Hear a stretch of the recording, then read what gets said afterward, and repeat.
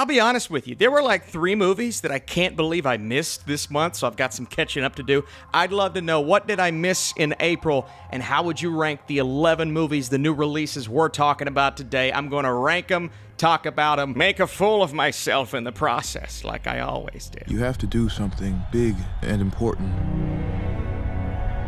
or nobody will remember you when you're dead.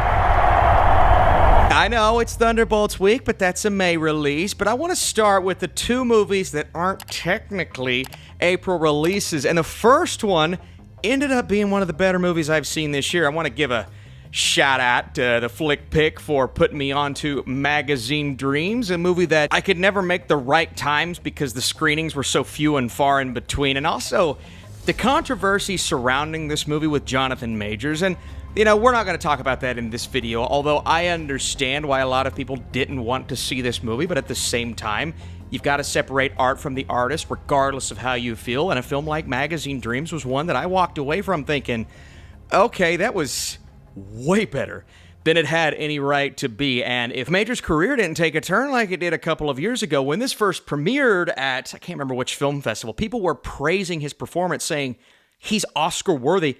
And I don't disagree. I'm not saying he's worthy to win the Oscar, but he should be in consideration. He won't because of everything that he's dealt with. We'll see what path his career takes now that he's sort of back on the come up. But talking specifically about Magazine Dreams, man, this is a rock solid character study, really intense psychological drama, a film about a man whose obsession really consumes him all throughout the first half of this film, and that was a journey that I was so on board with. And I'm not saying this is a character that everyone's going to resonate with, obviously, because of the decisions that he makes later on in the film, but the movie does a good job of seeing how things in and around his life affect him and push him to the point of no return that we get later on in the film. Now, you know, that third act holds a couple of, I don't want to say twists, but character decisions and then moments. They didn't throw me off. They don't feel out of place for the story, but it just felt like they were throwing too much into what was a more simplistic character study in the beginning and ultimately felt a little convoluted by the end. Man, if you like a darker psychological drama/thriller, if you like this type of movie, a character study, and you don't mind watching it for Jonathan Majors, I would recommend Magazine Dreams. And I can't believe I'm doing that because I wasn't even looking forward to this. So I'm going to go Magazine Dreams on the great tier. I'm stunned.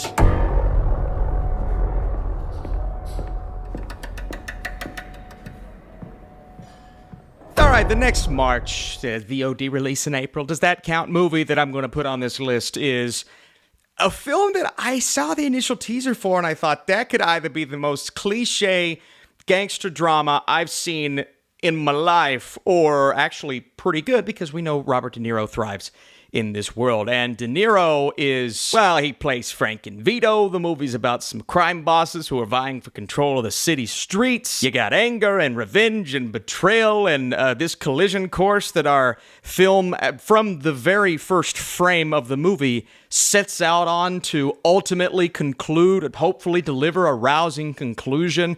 But there were parts about the beginning of this movie that told me I was in for something not very special. The opening sequence alone, when one of De Niro's characters gets shot, and that sets everything up right, and this rousing, quote, riveting, quote unquote, series of events that spawns from that, all of it comes from that one moment that I thought just did not pack that punch. And I don't know if it was the editing, the filmmaking, the schlockiness that spawned from it, but I didn't really feel the opening emotional impact when, won't spoil who, one of our characters gets shot and everyone loses their minds because of that. Now, I won't say there's not some rock-solid dialogue in here, and I do think De Niro is on it at points, but there were other points where he was either delivering a line and it just felt like he was maybe a little too tired to be on set that day.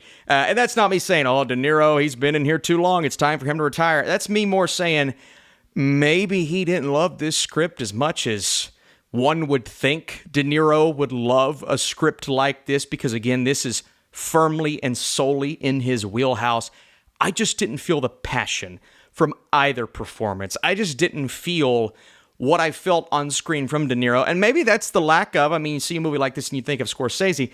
Maybe that's a lack of Scorsese, because The Irishman just a few years ago, De Niro was on it and he was Oscar worthy. And when he didn't get that nomination, we were all stunned.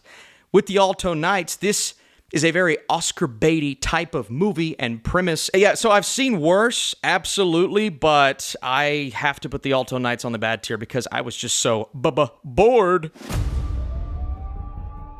What you got for me? Oh.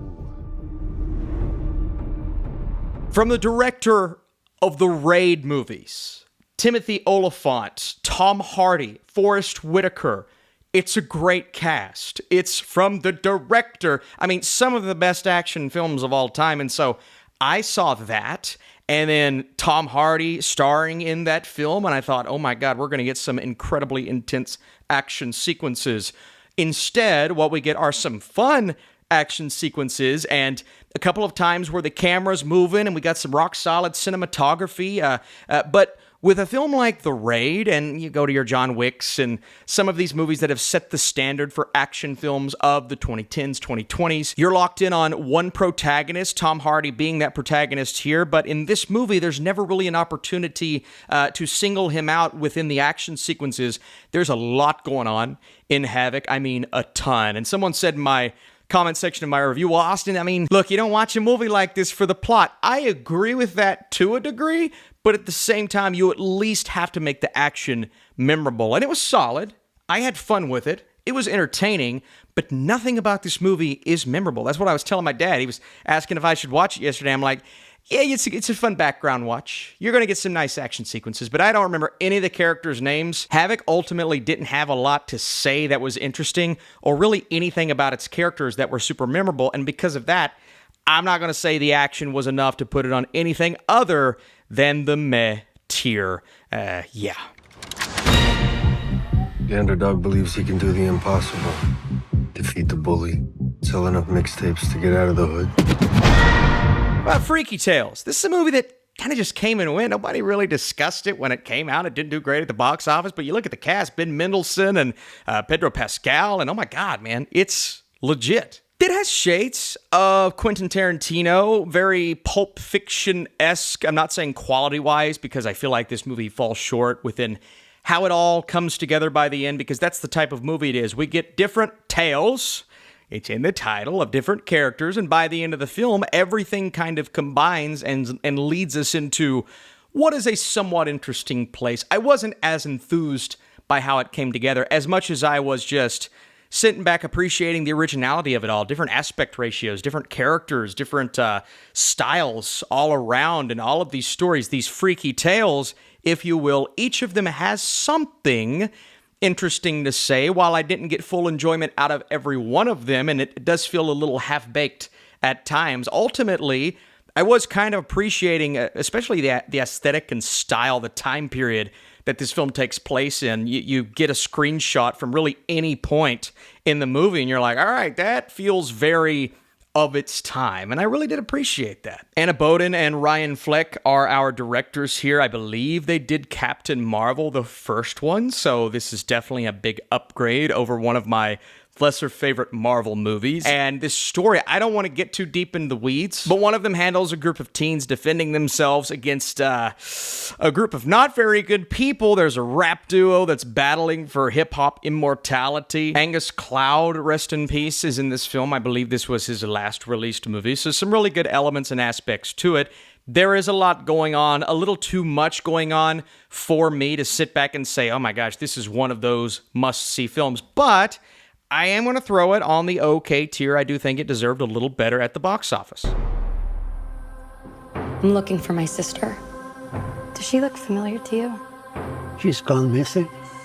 I didn't say that. Next up, finally getting to the picture there. It's Until Dawn, a video game that I have yet to play. I knew a little bit about it. I've seen friends play it. I heard some of the story beforehand, but that wasn't necessarily the story that the movie was tackling. What this movie is, it's a bunch of kids. You don't remember their names. They're not very well written characters. They're just bodies, sacks of meat that die over and over again as this day resets. Kind of like a Live, Die, Repeat or Happy Death Day. That's a good comparison. But unlike those movies, once the trope kind of halts and you have to actually get in the story, this film doesn't really hold a candle to those that came before. And that's what was so unfortunate about Until Dawn. I will say, I could see a lot of people watching this and just having so much fun with the carnage and madness in the beginning, like I was having. You don't really care about how it ends. Is it going to be cabin in the woods level creative? I even got those vibes in the beginning. I'm like, oh boy, we could really flip the script and turn things on their heads. And yeah, David F. Sandberg, he's a great horror director. This one just didn't quite work for me. Maybe if the characters were more memorable or I remembered any of their names. But again, I have seen far worse, and I'm going on the meh tier for Until Dawn.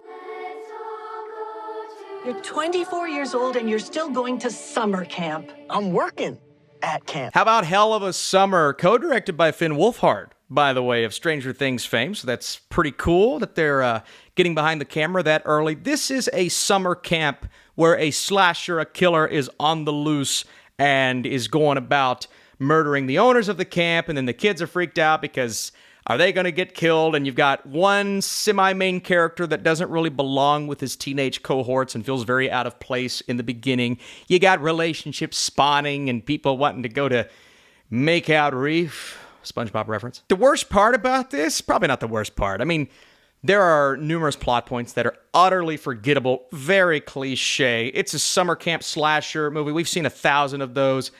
Couple of times where, the camera's moving and we get some shots between actors and some of the dialogue's very stale, but I'm like, all right, they at least made an effort to be somewhat creative, but a lot of off-screen kills.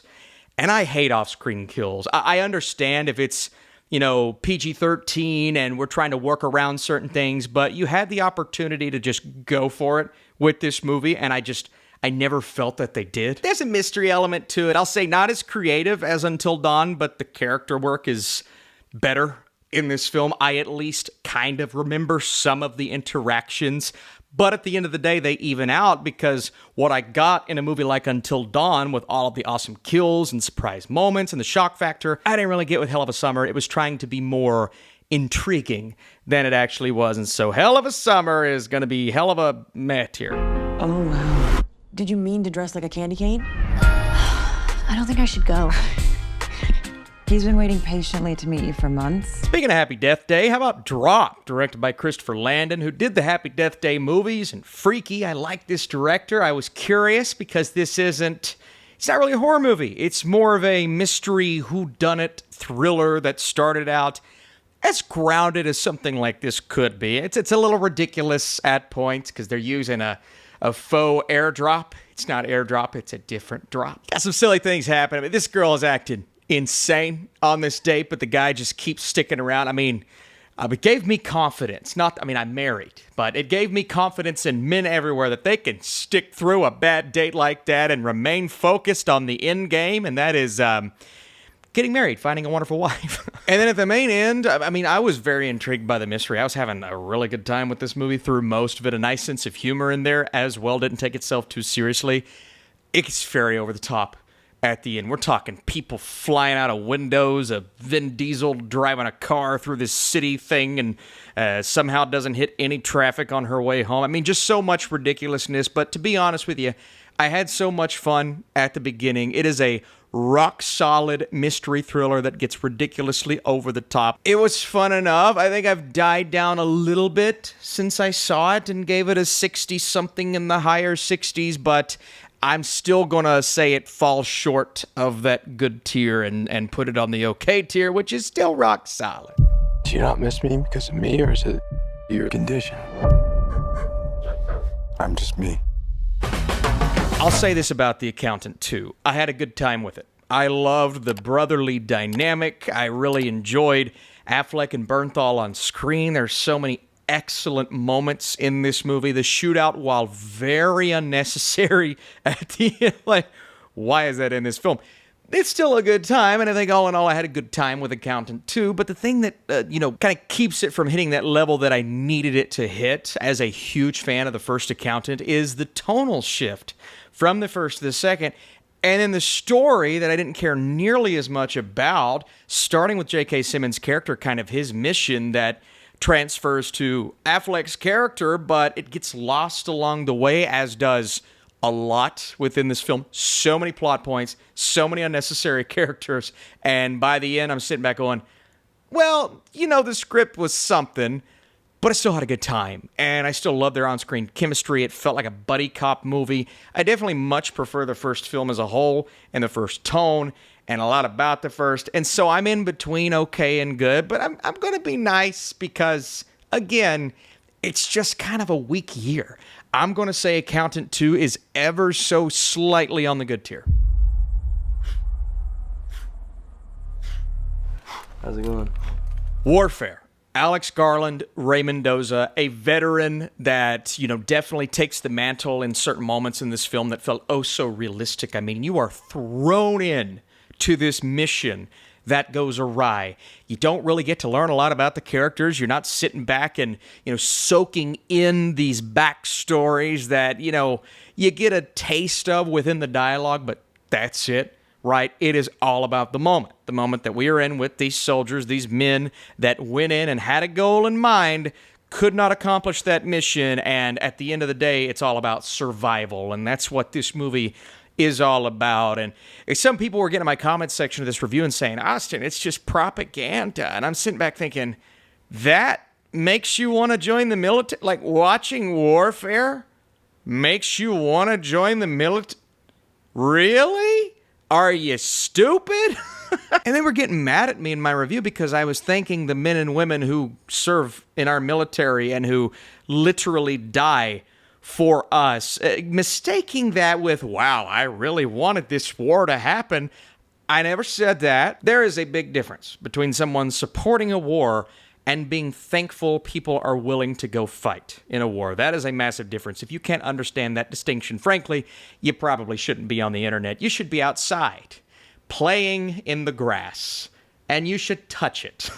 One of my best friends is an Army veteran. I had numerous family members who didn't make it out of multiple wars, so why would I sit here and say, yeah, that was great? It was me supporting the people in this movie specifically who showed up on set of Warfare and gave some of our actors the knowledge necessary to bring this to life. And I just think that is so impactful. And this movie is so impactful. Such an explosive, literally, a time in the theater. It was necessary to see this in IMAX because of the sound design. If this film gets any Oscar love, gotta be the sound design. I feel like it probably gets pushed out eventually, but right now I would love to see it.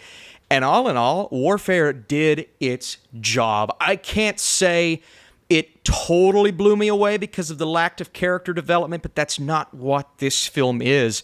And I accepted that within the first 5 minutes. I'm going Warfare on the great tier. I am digging rocks and shit and playing freaking Minecraft. Chicken jockey.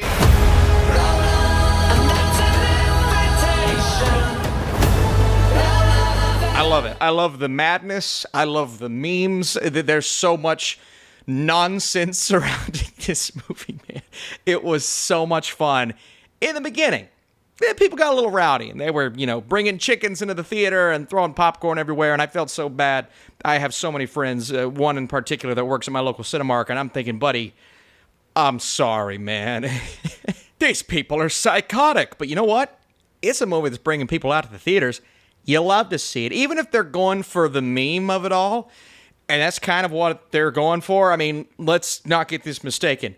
The movie, and I think people acknowledge this. That's the one cool thing about Minecraft. They're not walking out going, wow, that was Avengers Infinity War, actually a good movie, but still giving us a reason to cheer. It was more so, the Cat in the Hat effect of pure nonsense, lunacy, ridiculousness, but I had fun quoting the memes. And that's what this movie is. It's one big meme. Is it bad? Sort of, but at least Jack Black's having the time of his life, and at least some of these moments are really fun, and Jared has his sly Napoleon Dynamite sense of humor actually comes through a few times. I love the line, children yearn for the mines. That was great. You know what I'm going to do? I'm going to put this on the chicken jockey tier. Oh, yeah. Here we go, baby. Here we go. Add a row. Add a row. Chicken jockey. Oh, yeah. Yeah. The chicken jockey. I'll go ahead and slide that right into that chicken. Yeah, boy.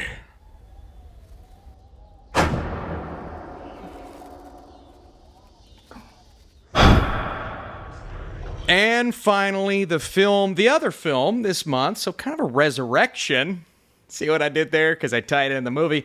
With the box office this month, Minecraft, check. Sinners, check. A 6% drop from weekend to weekend. Oh my God, Ryan Coogler has a massive hit on his hands. It is incredible to see the love and admiration for this movie.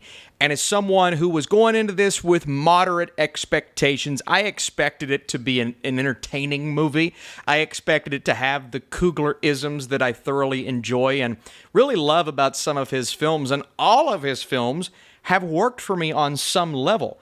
But Sinners takes it the extra mile, doesn't work with pre-existing IP, features an original series of ideas pieced together in an original way. Now, if you look individually at these ideas, it's like, all right, we've seen vampire movies, we've seen films in this time period dealing with similar themes. I didn't want the themes to overshadow the entertainment factor of the film. A lot of the times, studios, writers, whatever, will pander to audiences, and they won't know it, right? You can usually tell when a studio is pandering.